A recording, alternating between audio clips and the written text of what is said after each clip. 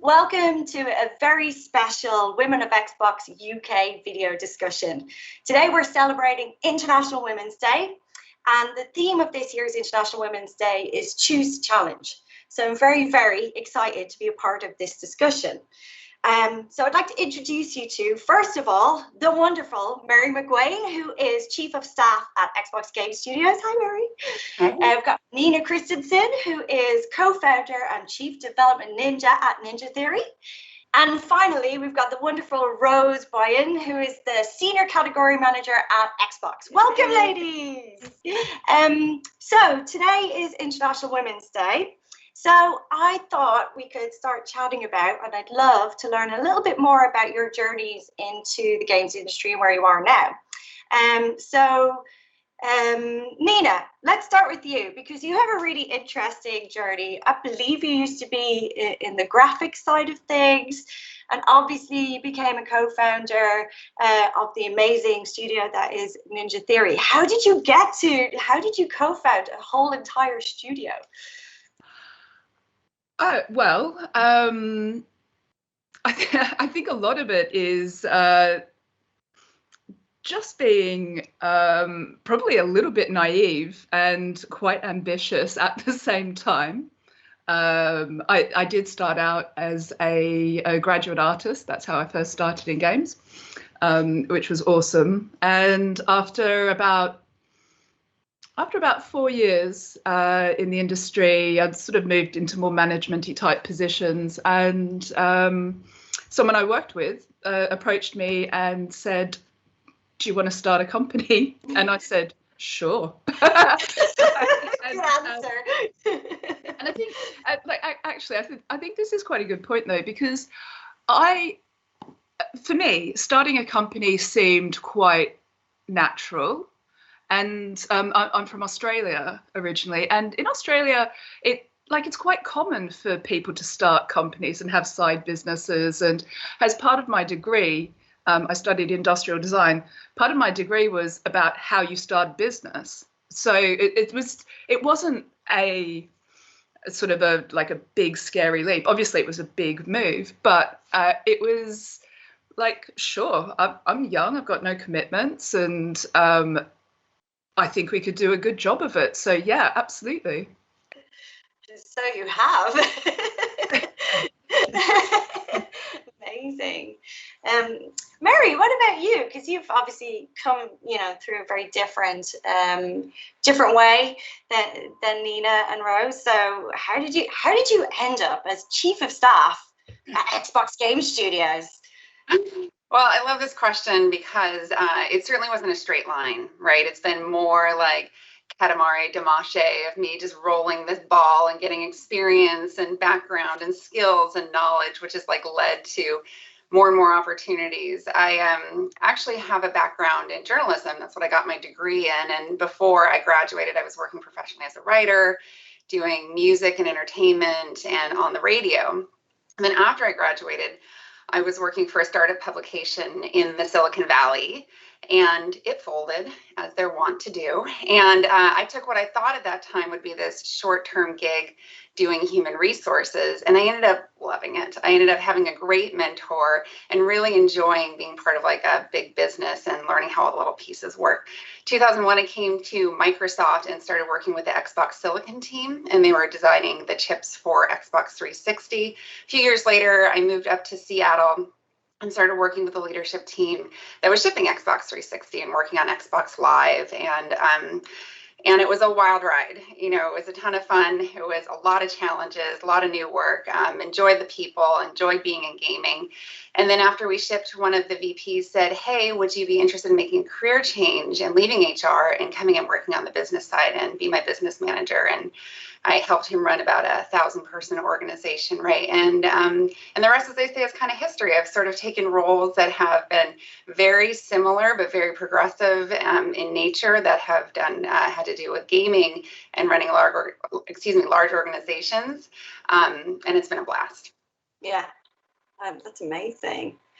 And Rose, you have you've worked at some other studio that isn't Xbox before this. But again, you've got very different different journey into the industry. And you've been doing this a long time as well. So how did you get here?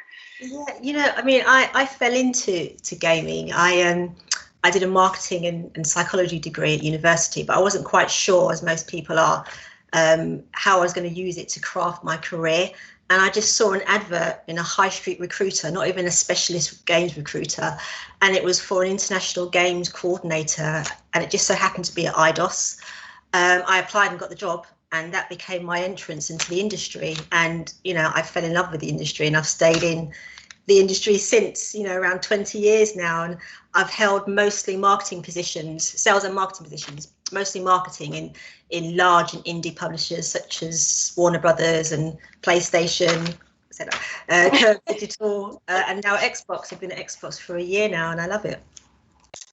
That's amazing. I love that. I think it's so interesting because we kind of caught up a little bit last week, didn't we? And we were like, I think most of us, well, all of us, fell into the games industry by accident. I remember, so like, because for me, so my background is in art and animation, and I trained as a classical animator, and I wanted to, my dream, like since I was like 2, I wanted to be a Disney animator. I'm a huge geek when it comes to animation. So I went to this college in Dublin that's like, they used to have a studio called Sullivan Bluth in Dublin, and they made like you might not remember these, but like these classic cartoons like An American Tail and Fievel Goes West and Thumbelina, and that was all based in Dublin because of this college, and they used to feed all of the animation studios. So my dream was to go to this college, and then my dream was to be plucked out of this college and go work for Disney and just do all of these big things. And then a couple of my friends actually ended up coming to the UK and getting a job at Rare. And they were actually my now husband, who's also an animator, his best friends. And myself and Jonathan accidentally, as you do, got pregnant while I was in college. So all of a sudden we needed like a job, like well quick. So our friend said, but our friend said, you should try this, the games industry. And we were like, the what now? And we're like, okay. So we both applied for Rare. And I remember like, because I never thought of myself as a gamer because I was so focused on animation, but I had played, like Tomb Raider was one of the first games I ever played, and I've always loved Lara Croft. And I never thought of myself as a gamer. So it was like doing research. GoldenEye had just come out, and I started playing GoldenEye, and I just became completely obsessed with GoldenEye. It was so good. I was like, this is cool job. Applied for the job, and the rest is history. I've been at Rare ever since. But again, it's like this, secret, the best secret that we can keep, but we don't want to keep it. It's like everybody should apply for the games industry. It's just this incredible place to have a career and to meet great people, and to just the thing I love about it is just feeling really, really creative and having all of that creative freedom. I don't know what your thoughts are on that. Oh, I think you're completely right. It's the most creative thing. It's like making a film, but then all this other stuff as well, like making a film to me just seems like such an easy thing to do. That's really disrespectful to the film industry, and I do apologize, but it's sort of like that, but with so much more that has to be considered as well. And it almost doesn't matter what kind of job you want. There is a job in games for you. It's amazing. I was going to touch upon what you're saying about it being Louise is saying about it being a best kept secret, because when I joined the industry, it was never encouraged, or it was never thought of that you can carve a career in gaming. That was just never a thing, and I just think that that's something that we're still working on to kind of change that perception. It is, I don't play games all day, which is what my friends thought when I first joined the industry, but it is a viable career, right? And it's something that we, people can aspire to do. And I think it's that perception that hopefully has changed, definitely from when I joined the industry.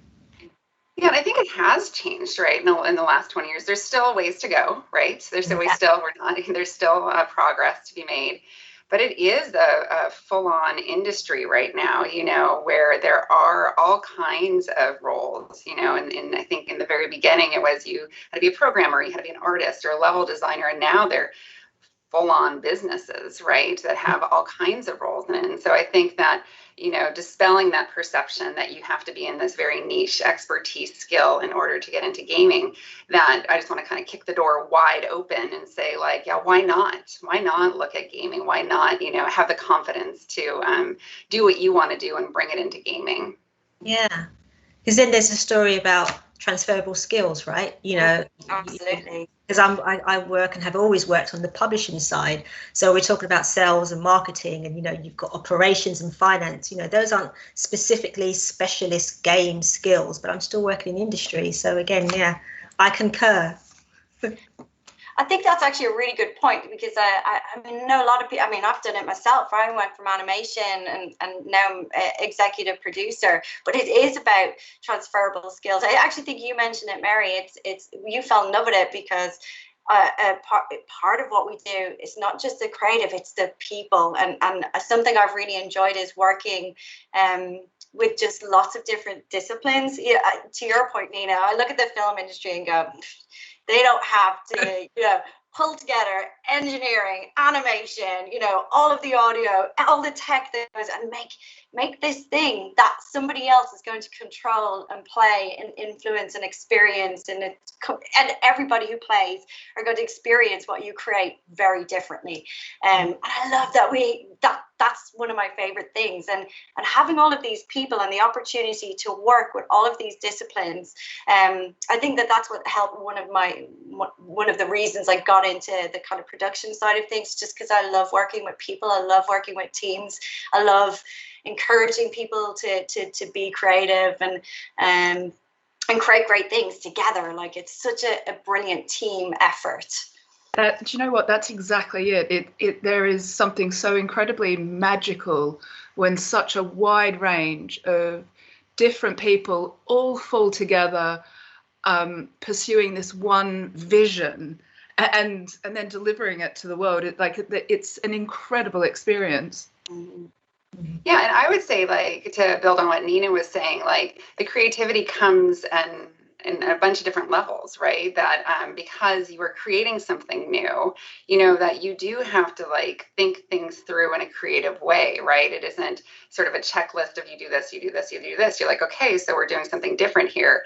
You know, even the legal team needs to be, you know, creative in their thinking, you know, like everybody who's involved, anyone who has any fingerprint on the game has to really flex their creativity. And I think it creates this great environment, right? It's exciting, it's new, you're discovering, you're thinking, you're reasoning around things. And I find it super energizing. No, absolutely. Oh, it sounds like we really love our jobs. Like, wow. That's good. So what I actually had a thought, and I just, because we all do such different things in the industry, and I quite often get asked, because I can't remember who said it, but it might be you, Rose. All of my friends think I just play games all day, every day. Like, I'd love to know, what does your day-to-day feel like? What does it involve, especially as women who are, you know, who are senior, been in the business a while, and, you know, sometimes your perspective changes on what you need to be doing day-to-day versus back when I was just doing animation. I knew I was doing a walk cycle every single day. But so can you describe what your day-to-day is? I'd be super curious to kind of know that. I should point at Mary. I'll start, because if we don't know who's going to go first. How about you, Mary? Yeah, well, I mean, the first thing I would say is no 2 days are the same, right? And I think that, you know, as you become more senior, your role becomes less about, like, let me make this one thing and let me help orchestrate all of the people and in making the thing, right?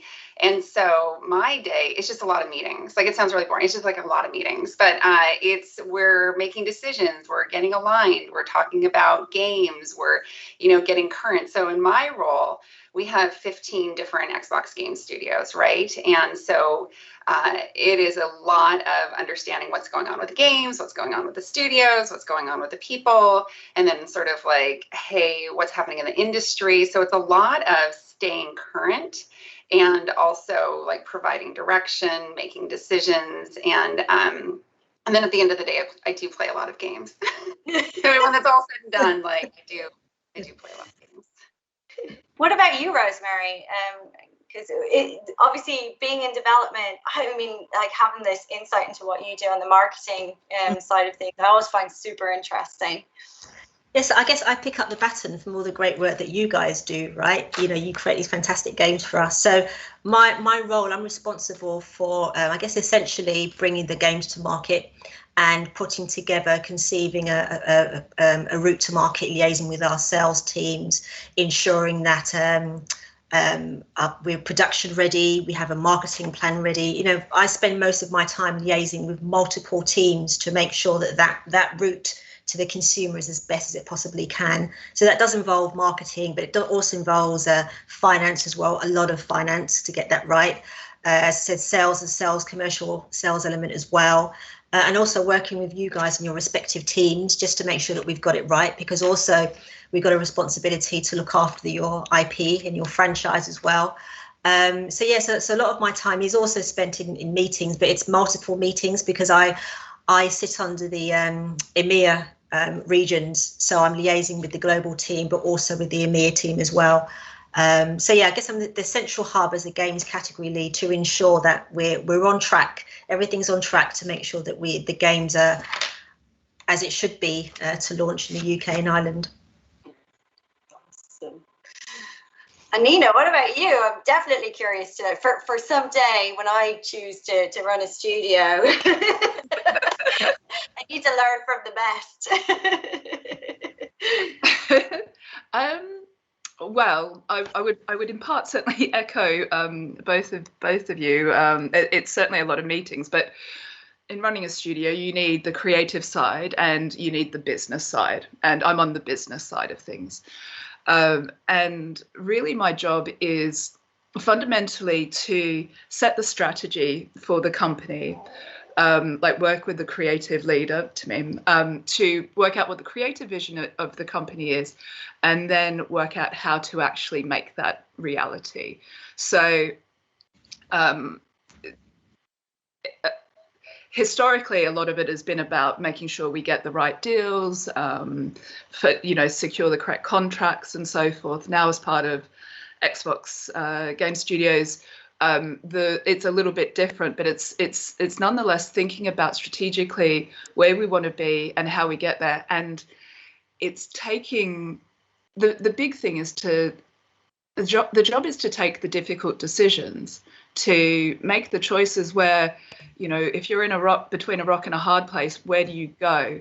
And really having the courage when it's needed to put everything on the line in an effort to get the right outcome for the team. That sounds a little bit heavy, but actually, like, it's exhilarating. It's absolutely exhilarating to do that, and it's a huge amount of responsibility. You're responsible for, well, depending on the size of your studio, we're about 100. You know, you're responsible for those 100 jobs and all of the networks that live there. Yeah, it's a lot of responsibility, but it's such a joy at the same time. And yeah, a lot of meetings come out of that for sure. And they seem to be more and more, obviously, because we're working from home right now. So it's like I'm just like always on Teams chatting to people. I've started moving around the house so that I don't get like stuck in the same space. So I feel like I'm traveling from room to room in the studio because it really, that's so interesting. And like when you think about the journey that you've been on, just to keep your conversation going, Nina, like, what do you think you've learned as you think about, obviously, the theme of International Women's Day is choose to challenge, and it sounds like, you know, you like a good challenge. So oh my God, I would be so bored if I wasn't challenged. Like, honestly, I am the sort of person that does like the pressure, does like a challenge, and there's something fantastic when you have had to make a really difficult decision, and in the moment it's going to be tough. It's going to be tough on you. It's going to be tough on the team, and that's always the hardest thing. But you know that if you make that difficult choice a little bit further down the track, it will be definitely for the best, in the best interests of the team and for, you know, everything that we're trying to achieve. And I guess it's not for everyone, but I love it. I think it is interesting when you think about the challenges we face doing the jobs that we do. You definitely need to be a few steps ahead of right now, and it's always thinking like a little bit longer term and getting comfy with making a decision now that you're not going to really see the impact for until, like, 6 months down the line. I know for me, my confidence in just making decisions has really grown, and I'm like you. I really like just being able to go in and say, hey, this is what we're going to go do, and I love building up to that and getting informed about those decisions and working with the team to go, face the right challenges at the right time, which I absolutely love. What about across across the other parts of the studios, Mary, Rose? I'll jump in. I even just want to talk about what Nina was talking about, which is that, and again, I'll go back to, when I was first starting out, my decision making was like, it impacted this much, right? And then now it impacts a lot. And there is this, so I think optimism gets a bad rap. So I think optimism gets this bad rap. I'm like, everything's sunshine, everything's rainbows. Like, optimism for me means, like, if we get the right people in the room, we're gonna figure this out.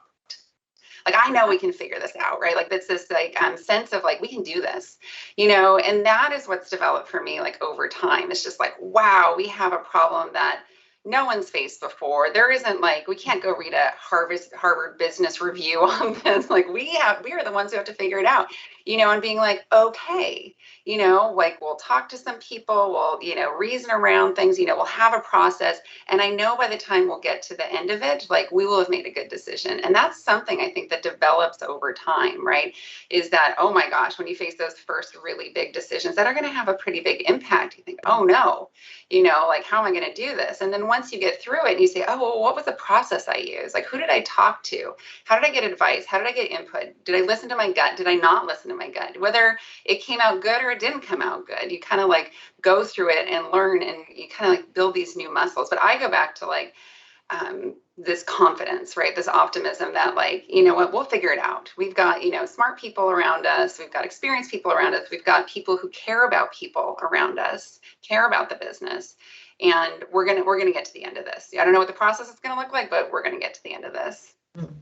Mary, I think you've got like a really good point there around the optimism, because like all of the great leaders that I work with are fundamentally optimistic people, and I think that makes all of the difference. And I think we generally work in an optimistic industry as well, so, and with people who like to laugh and bring joy to the table, even when things are really tough, there will still be laughs to be had.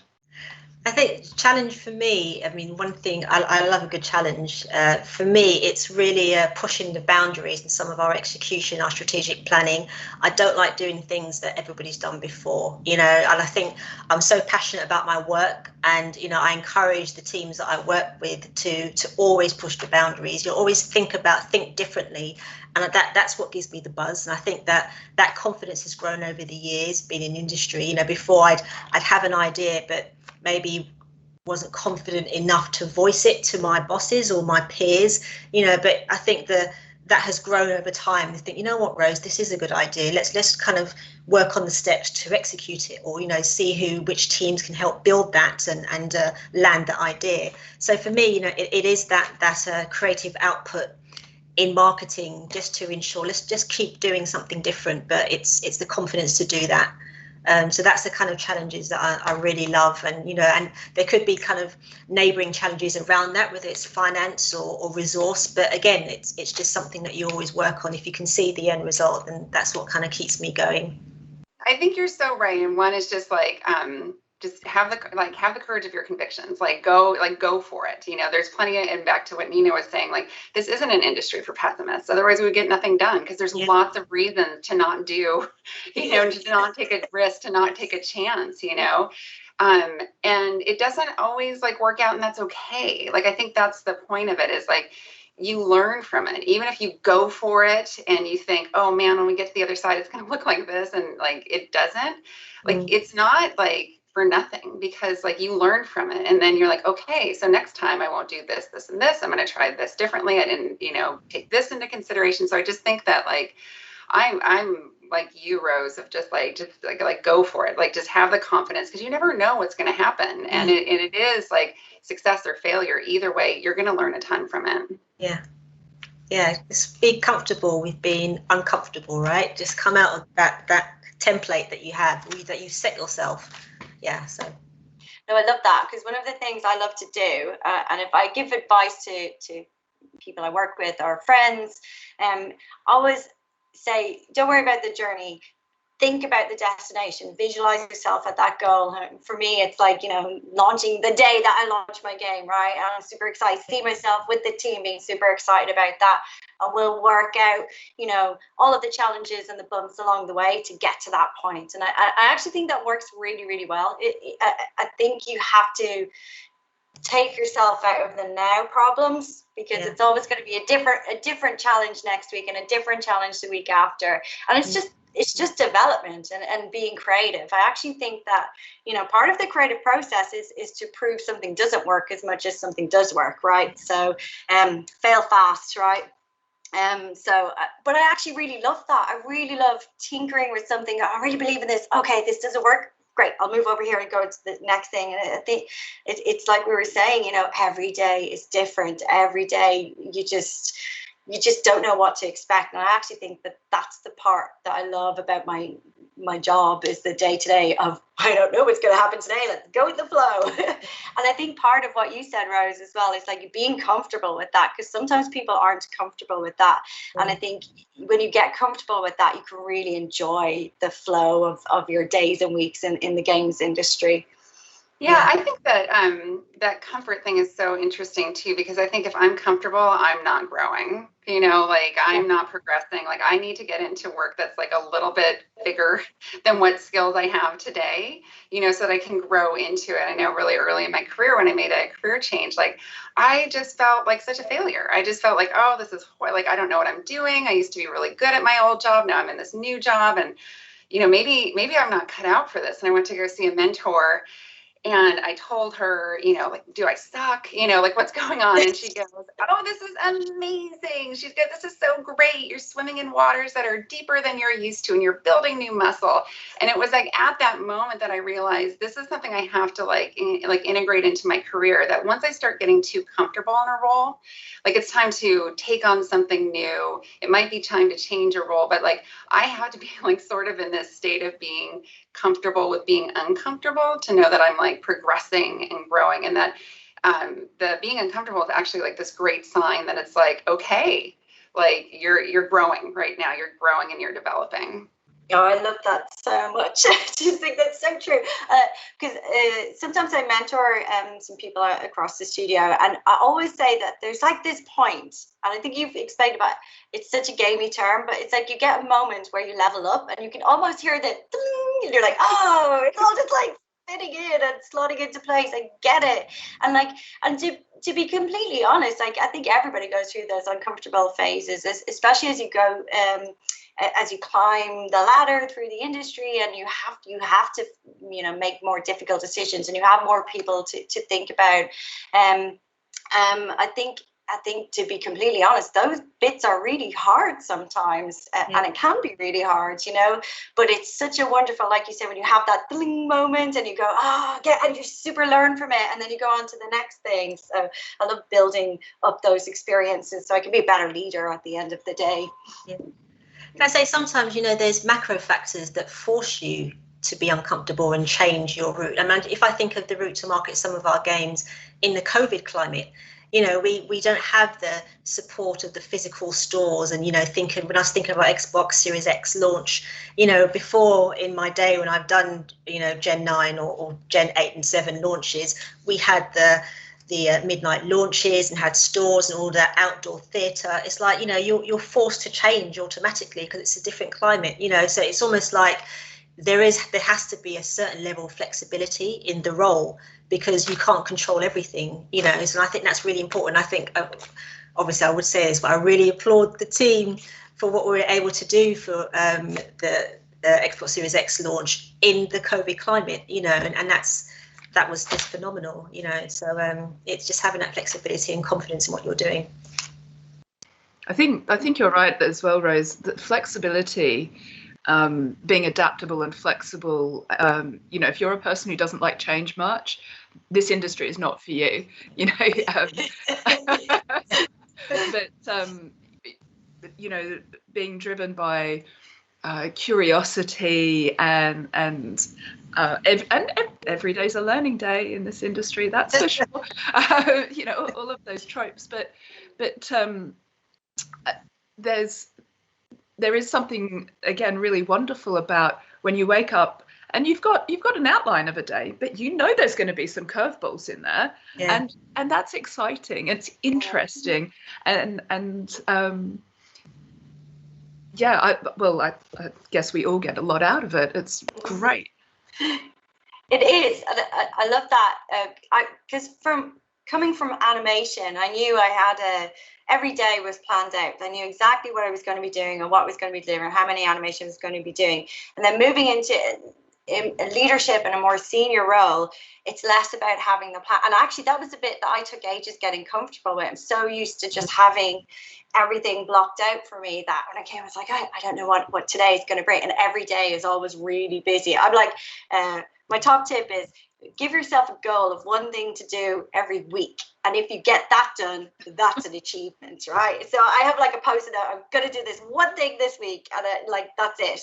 And then I feel like I've accomplished something at the end of the week, but I've obviously done a lot more during the week to get to that point. But yeah, it's definitely very different. But it's like that sense of curiosity.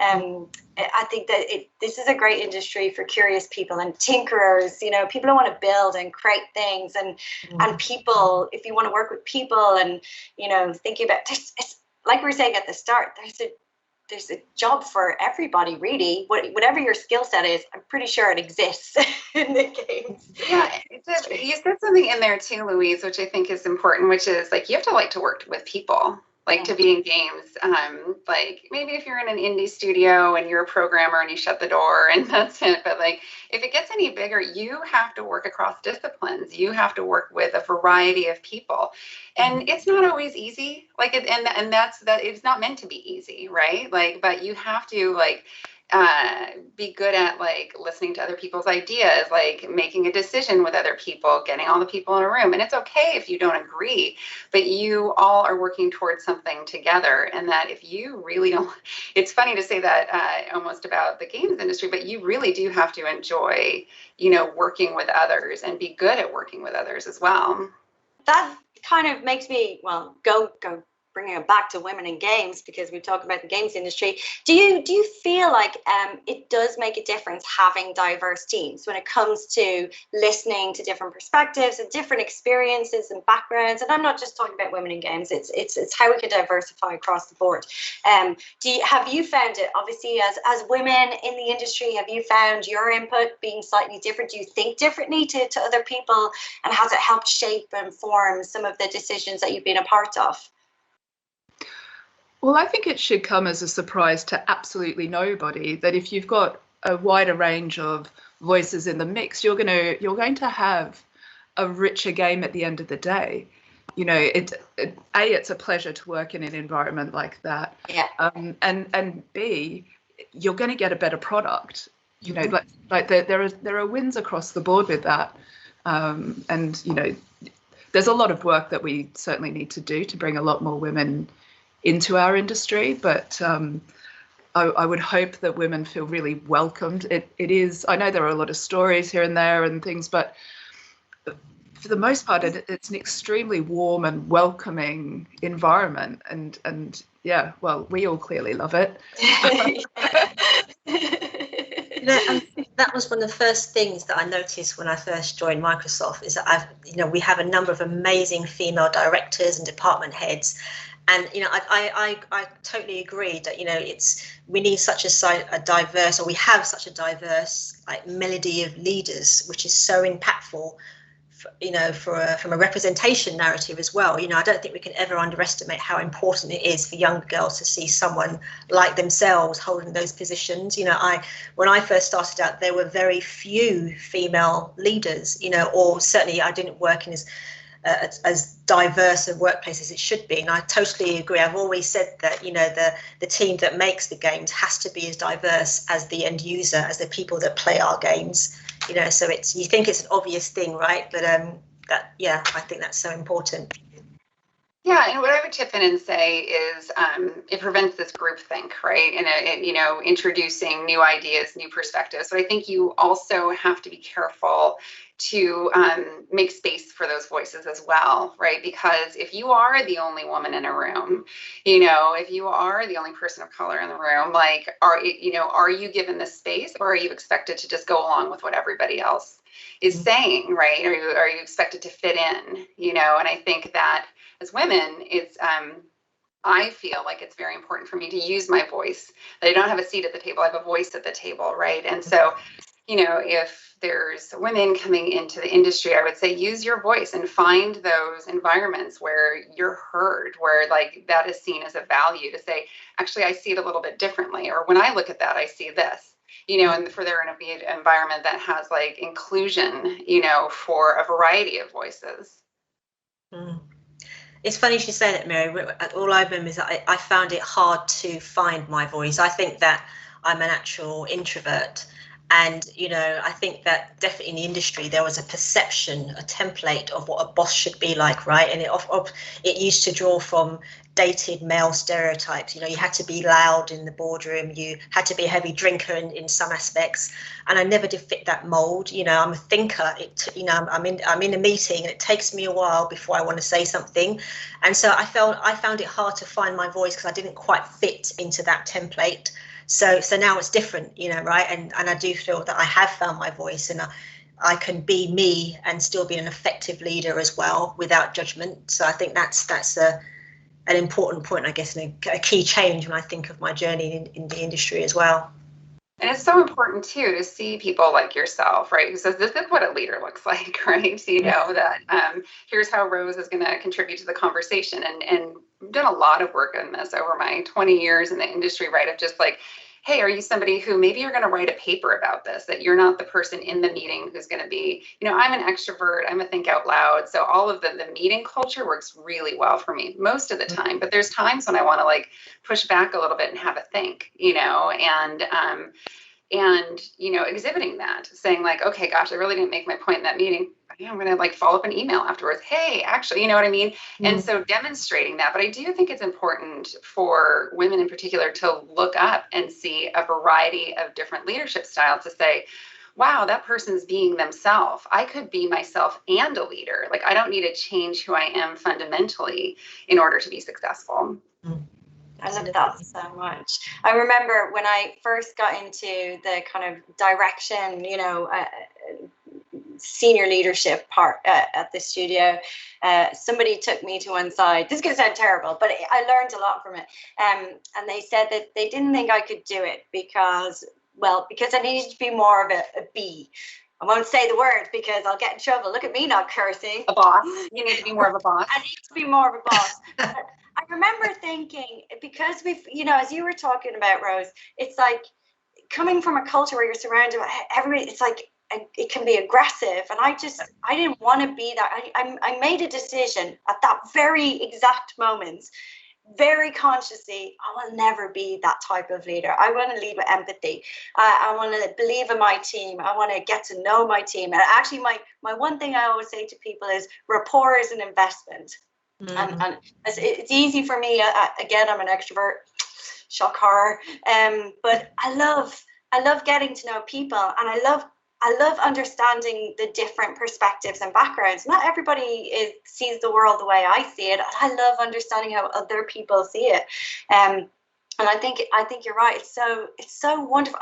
Honestly, you've no idea how excited I was to be in a room like this, chatting to you, and just like, it's so inspiring to be surrounded by incredible women who have incredible stories, who do incredible things in our industry. It's awesome. Making everyone blush. I'm not gonna start crying.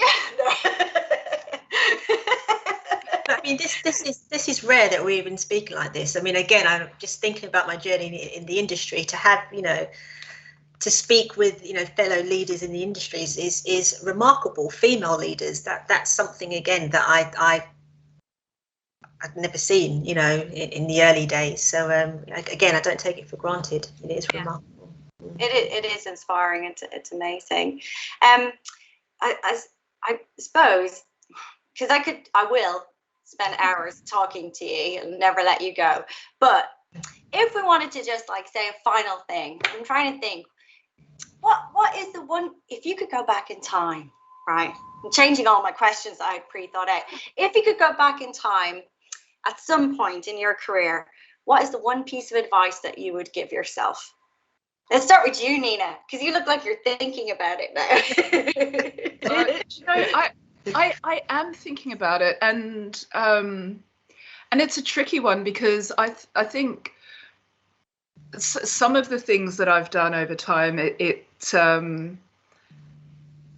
I have certainly been a little bit naive going into them. Just assume it'll be okay, and in a way I wouldn't want to change that, because I think it does go back to that optimism that I think is so important, and a belief. Obviously, you've got to do all the work, but having a genuine belief that you're doing the right thing, thinking about it, following a vision. I'm not saying blindly, of course, but just, I think if you hold that to the front, then you're going to make good choices. What would I go back? Do you know what? Actually, no, I've got one. If I could go back to me sort of on more or less day one of setting up my company, I would tell myself that there aren't really any competitors. The people you think are your competitors are probably going to be the people that will be able to help you the most. Oh, that's so good. Oh, I love that. I'm writing that down. Yeah, I'm going to use that next time someone asks me. Yeah, Mary. Oh, over to you. Follow that. It is. I'm like Nina, because I kind of feel like, hey, what I did then got me here now. But was there anything that would alleviate any sort of angsting or anything along the way? And it is something I learned maybe a decade into my career, which is it is perfectly fine to have a career plan that's based on interest and instinct, because that has 100% been my career plan. I would sit down with managers and they'd be like, well, where do you want to be in 10 years? I was like, I don't even know what my next job is. I don't even have a vision for that. They're like, well, whose job do you want? I was like, I want mine, and I've always been this weirdly in the moment, in the present, person, where it's just I love what I'm doing now and nobody else is doing this thing, so this is what I want to be doing, and then I will know what the next thing is, right? And that it is okay. It's okay to have a career plan and map it totally out to where you want to go. And it's also okay to figure it out as you go along. For me, like we were talking about earlier, what that means is I have to keep growing. I have to keep figuring out, how do I have more impact? How do I enjoy the work that I do? I have to be having all these things, but that it's okay to just kind of follow my head and follow my heart and follow my gut into what the next thing is, and that's a perfectly good career plan, and there's nothing else I need to figure out beyond that. Okay, that was pretty good as well. That was really awesome.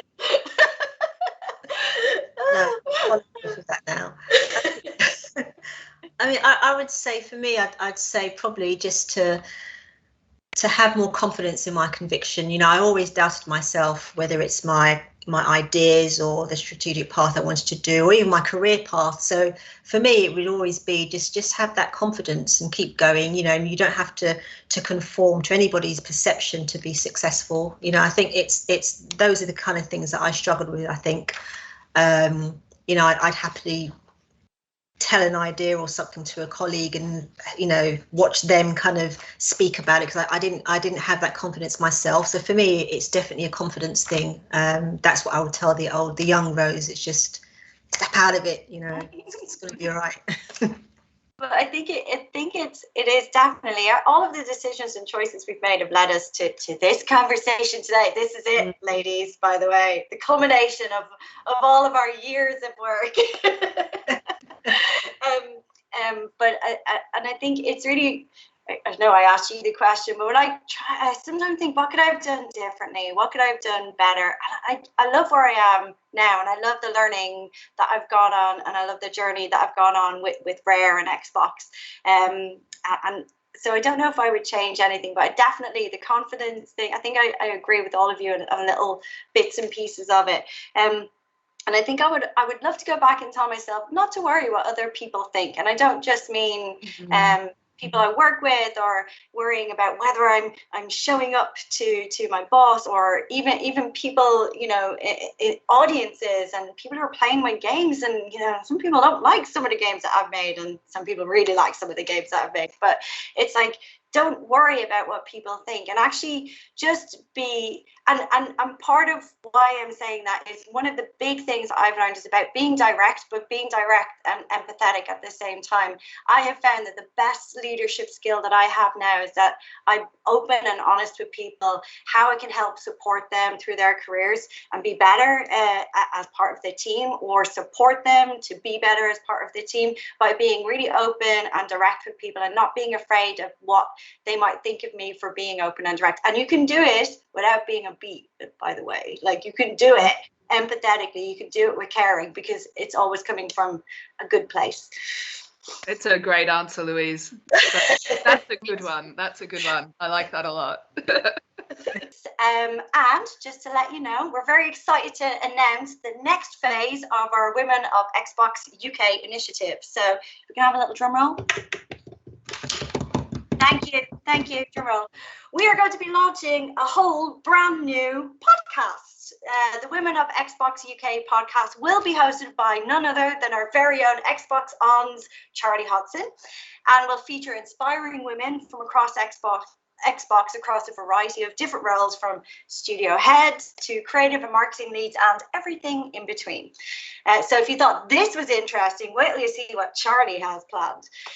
It's going to be an 8-part video series, and it will be launched towards the end of the month. And I'm thrilled to say that, excitingly, Charlie's very first guest will be yours truly. So I'm so sorry, this might be overkill.